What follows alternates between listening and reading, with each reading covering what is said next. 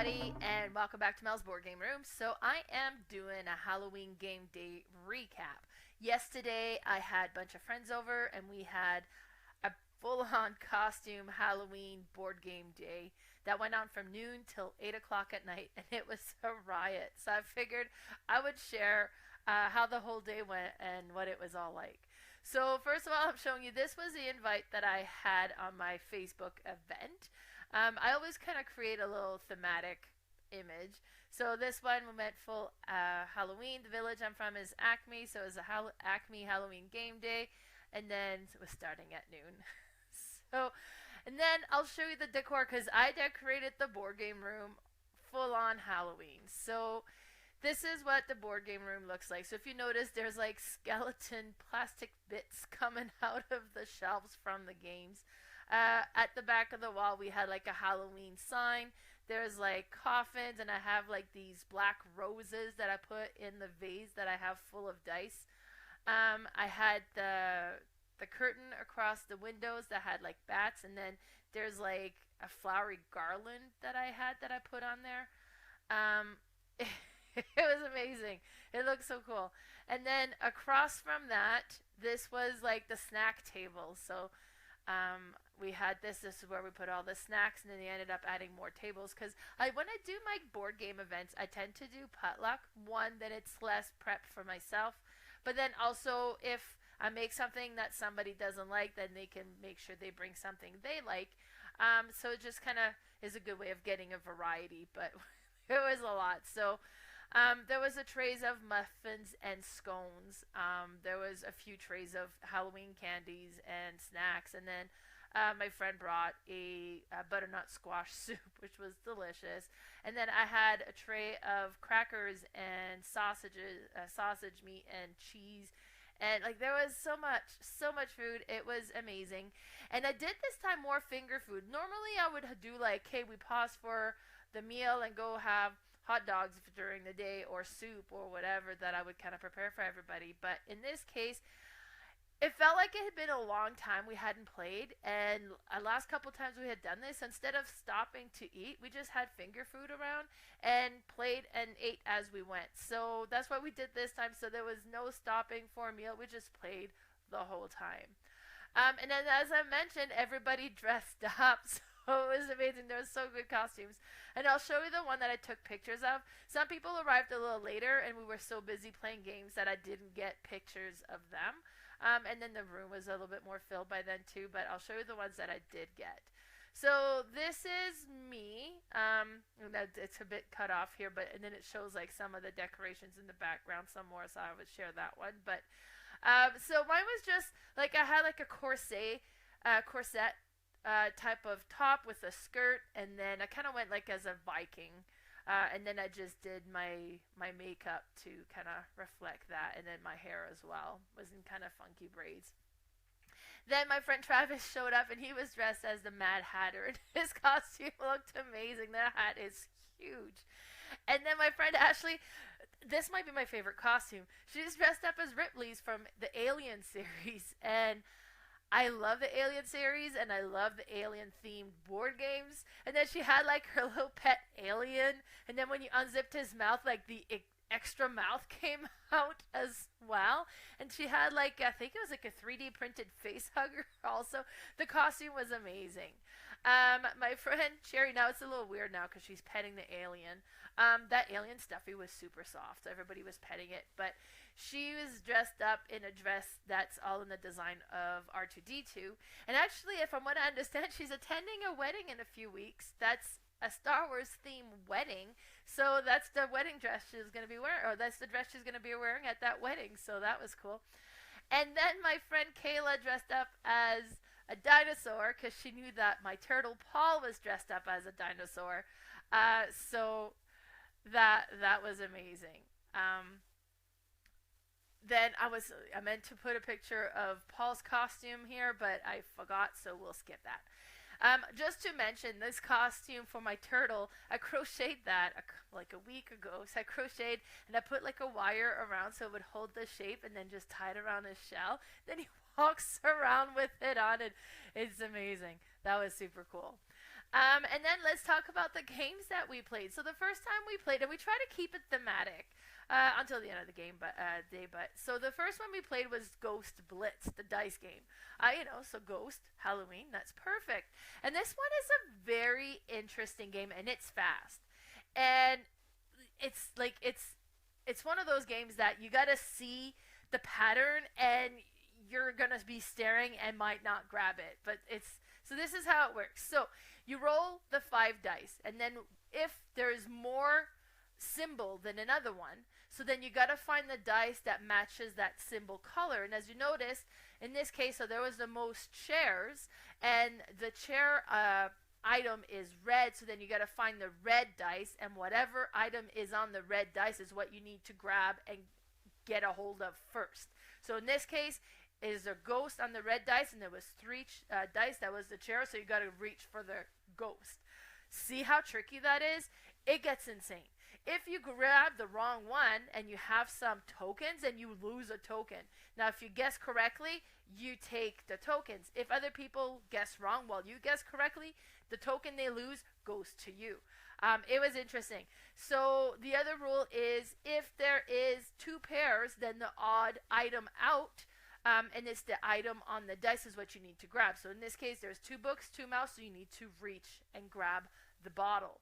And then the last rule is, if everything is different, so each item or each thing, in this case it's not, because there's 2 bottles, so you would need to be reaching for the bottle in this case. But if each item on the dice were different, then you need to find the item that is the ghost, and the dice that has the ghost on it, and then whatever color that dice is, you grab that item. It is insane, like twisting your brain around it. Like a lot of times we're just staring at the table trying to figure out, what do I need to grab, and then you reach the chair and it's like, no, it was the mouse you needed to grab. And it's nuts. It's so much fun. And at one point, me and my friend Cherry both reached out for the ghost, but as we went, we like intertwined our fingers, and we both had a hold of the ghost, like, oh my god, what do we do? And then Kayla just reached and took the ghost from us and took the point. It was hilarious. This is like a neat speed game. Granted, it's not for everybody. If you can't wrap your brain around figuring out what the dice are saying and what you need to grab, it could just be frustrating. But that was Ghost Blitz, the dice game. We had a great time with that. Then I got Obscurio off my shelf of shame and actually got this one played. This is very similar to the Dixit mechanism and similar to Mysterium. So this is the components. You have all the image cards, actually these round cards. They're the grimoires. And you have like tokens that you're going to pull out of the bag. The tokens do a bad thing, so you're trying to be quick about picking on your turn so that you're not getting too many tokens. This is a cooperative game. We're all playing together.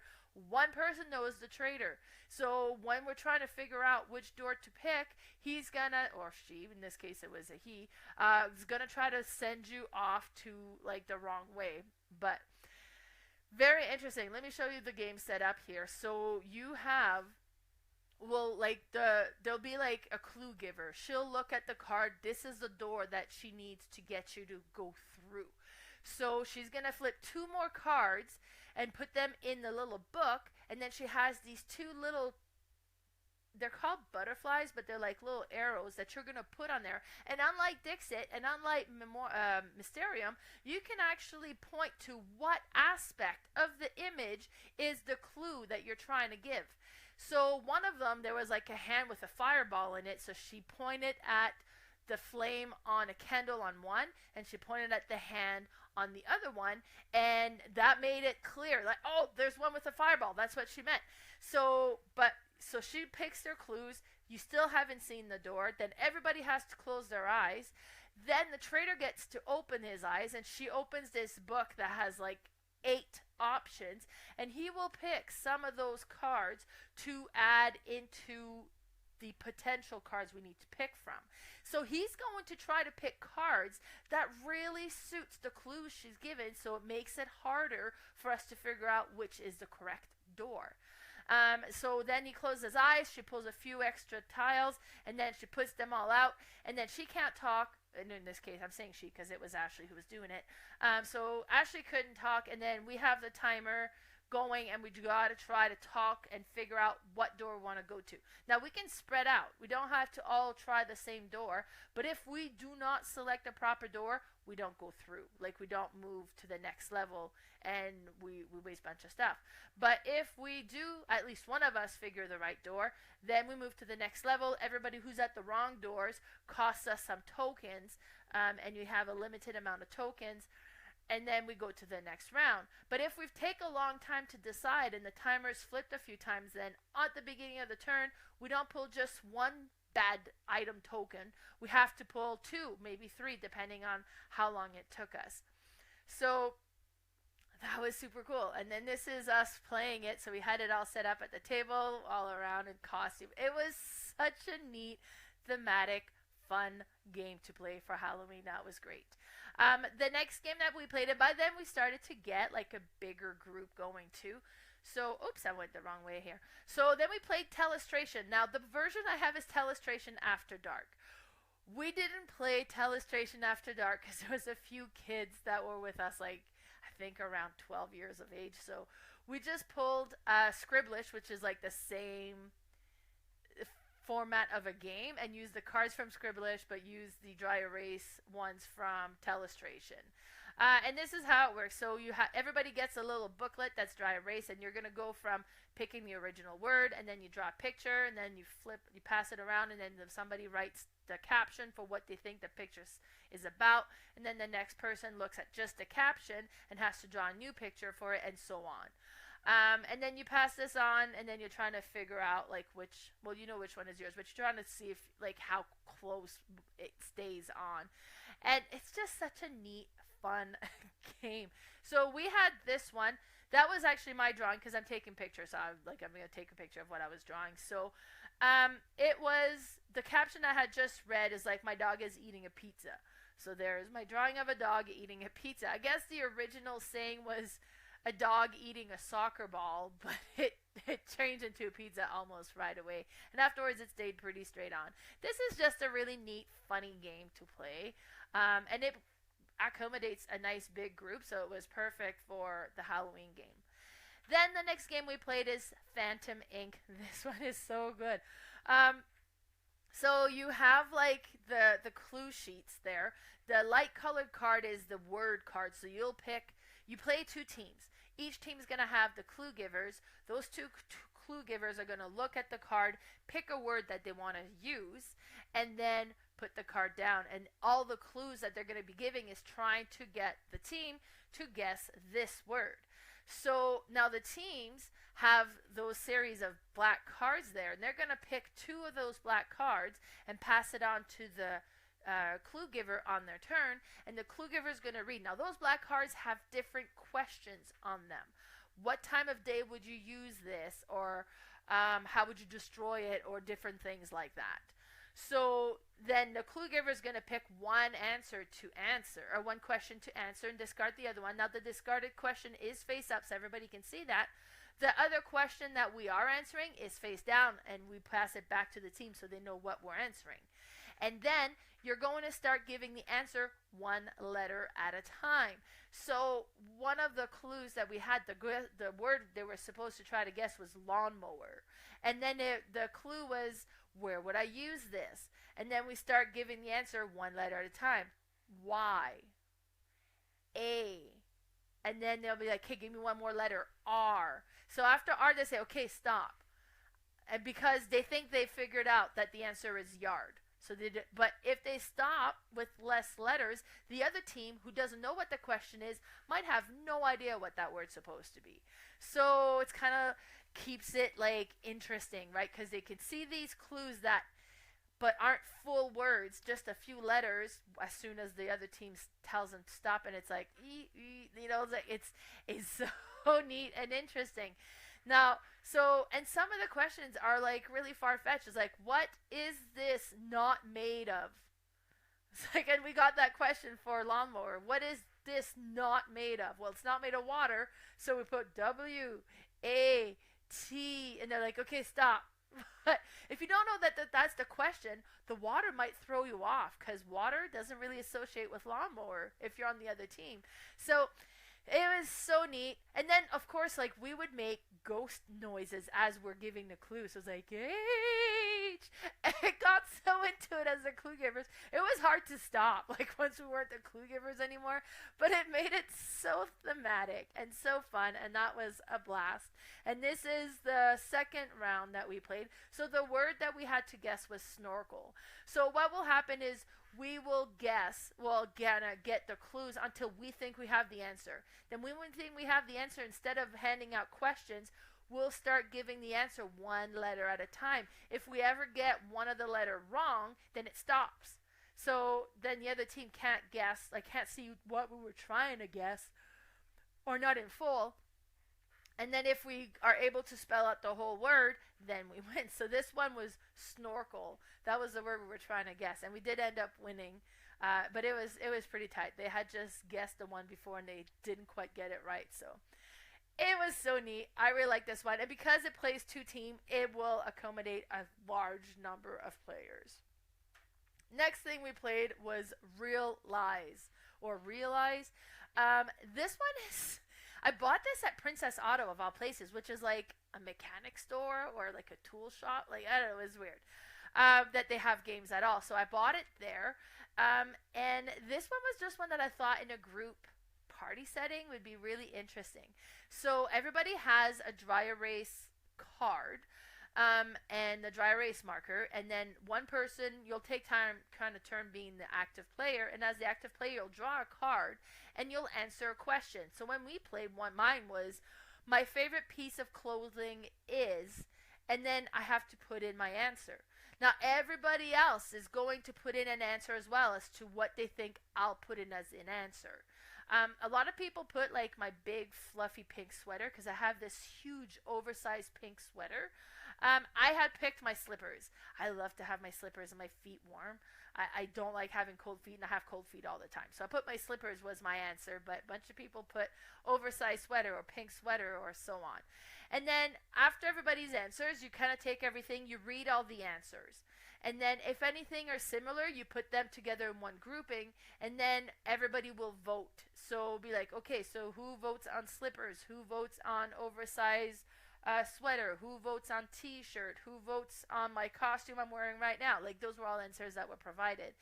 Then anybody who guessed or put the same answer as mine would get a point. Nobody picked slippers. Anybody who got somebody voted on their answer, they would get a point.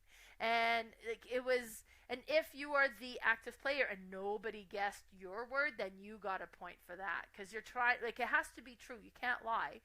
But you're trying to be a little bit far-fetched, so not everybody necessarily guesses it.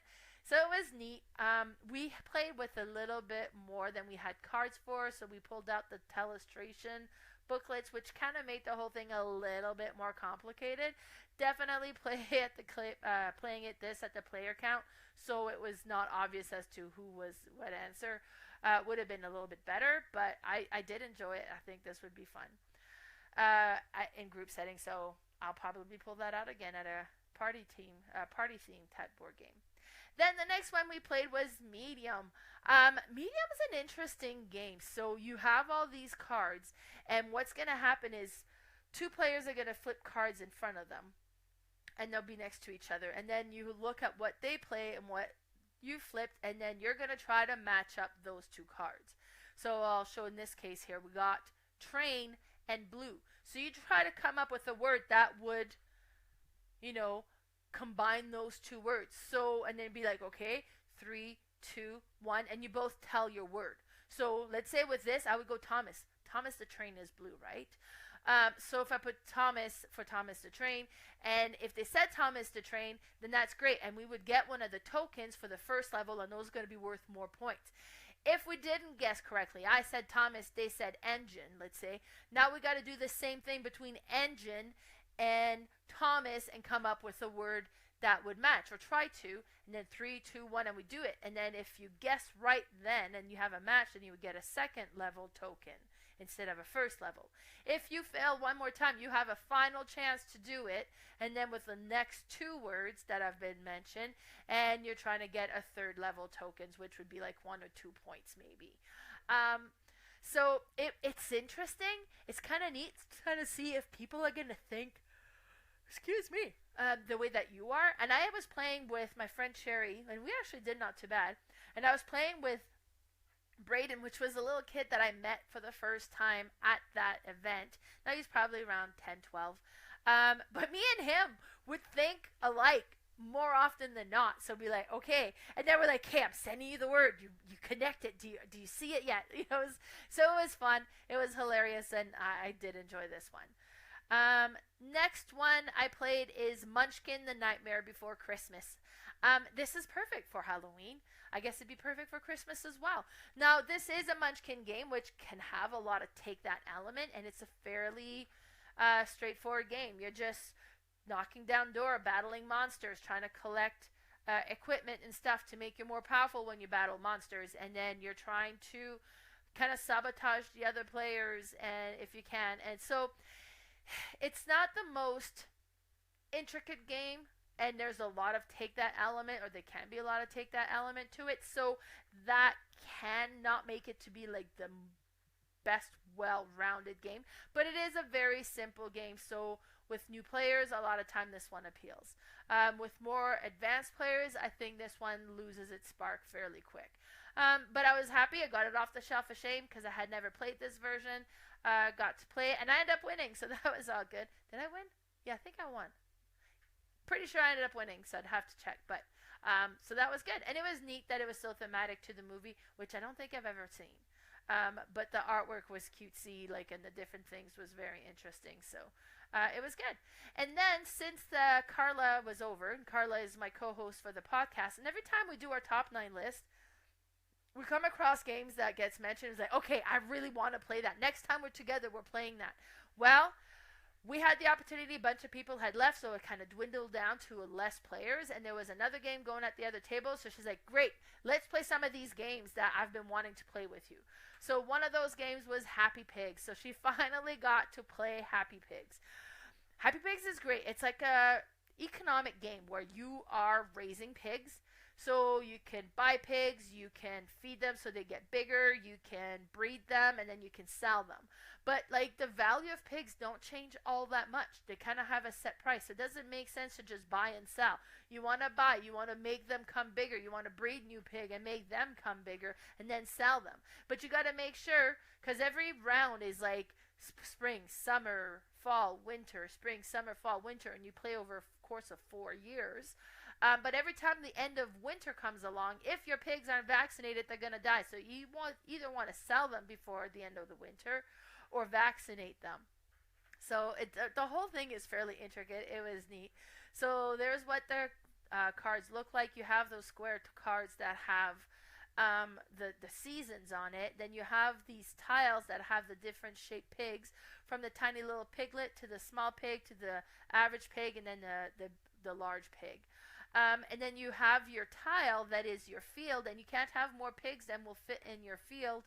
And you have the different action that gets revealed each round, showing how many actions available, and you're voting before that's revealed on what actions you want to do. And then you reveal your action, and then it's like, okay, well, I want to feed. There's 10 feed, but you picked feed as well, so then we have to share between the two of us. I only get to feed 5 of my pigs. That's okay, I only had 3, so so it is interesting. And this was the game that we had played. Now, it was messy. We just dumped the pieces onto the table. Normally I put little kind of holders that keeps things more organized. I didn't that time. But I have the expansion that adds chicken, and it adds sheep, and it adds cows, and it adds just a few different animals. We just play the same way, but you can pick different animals, and it makes it interesting. Great game. I think Carla really did enjoy it, and I'm glad she got to try it out finally. And then we played Big Money. Big Money was one of those games that you could buy at the liquidation store. It looks ridiculous, but when you play it, it's actually pretty neat. So you have 1 zillion, 5 zillion, and 10 zillion dollar bills, and you're going to be playing until there's no more money to be drawn. And then you have these dice, and the dice have different numbers on it, and then there'll be the industry dice that'll have a different industry, or it'll have the biz news. If you roll the biz news, it's bad things happening in the business, and you gotta lose cards or pay money or something like that. If it's the industry, and let's say you rolled the green dice for the food industry, then anything you have that has the food industry, you get to collect the money from. And so you would do that. Then you get the person who's rolling the dice get 2 more roll, and they're trying to get either 1 pair, 2 pair, a 3 of a kind, a full house, a small straight, or a large straight. And depending on the better the hands of what the dice they roll, the more money they get that round. So they'll collect their prizes for what they've rolled, and then you get to purchase 1 card from the market. So either it'll have like, if you roll this thing, you collect this much. Or it could be shares where you're buying for $40,000, but when that industry comes up, you get to sell it for 80 and you double your money. It is neat. It is so interesting. And it makes sense. You're trying to get some from every different industry, so no matter what gets rolled, you get to activate your card and collect more money. And then you do that until there's no more money in the bank, and whoever has the most money is the winner of the game. We didn't get to play the full game. I was just doing a quick game with Carla, so she kind of had an idea of how it played. But I think she really enjoyed it because when the other table was out, she's like, okay, let's just keep 1 more round. Okay, let's do like 1 more round, because it is an exciting dice rolling game. Like, you get that dice rolling. It's a step up from Yahtzee. Like, it's a very Yahtzee-like rolling dice type of game. But getting the cards, trying to activate, like, it does make it a lot more exciting, and that was great. So that was big money, and that was my Halloween game day. We had a blast. It was so cool. If you guys had a Halloween gaming day, I'd love to know, what did you guys play? How'd it go? Or if you didn't get to but you wish you would, what would you have brought to the table? So yeah, that was it for my Halloween game day recap. And I look forward to hearing from you guys and see what you guys did. Bye, everybody.